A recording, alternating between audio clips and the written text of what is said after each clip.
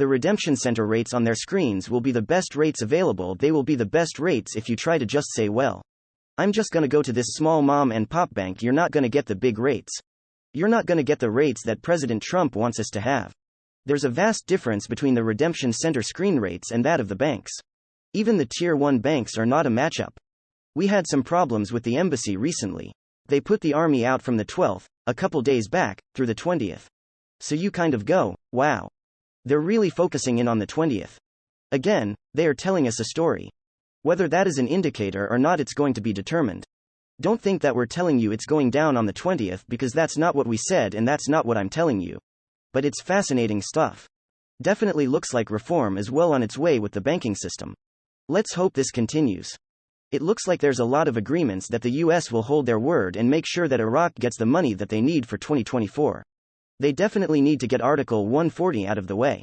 That's a big hesitation between Kurdistan and Iraq.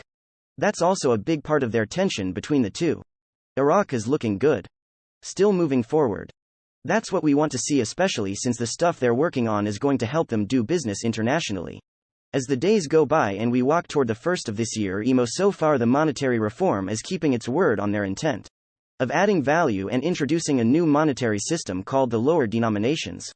The updates came. Turns out this bank has told this group of people, we can't handle that much volume at our banks. Therefore, we are sending you to an exchange center and they will give you 4.5% to put it in the bank. They said Morgan Stanley are the people we are going to introduce you to for a management company to help you when you come in towards the end of the year. Family friend had an appointment yesterday. Whenever the banker found out how many dinar that we are holding in our group, which is about $500 million, he said that was too much. They weren't going to be able to handle that much. Then this morning he got a call from his bank Golden Valley and they said, look, we had a meeting about you and your group last night. Frank. They had a meeting about his issue with the dinar? Yes, because it was so much. They invited him back. We're waiting for that update. The only way you can answer those questions is you have to put a piece of paper down and realistically, what is it that you want? You have to be realistic about it. You can't say the first thing is I'm going to start off with a $50 million mansion. Don't be stupid. Let's be a little more practical.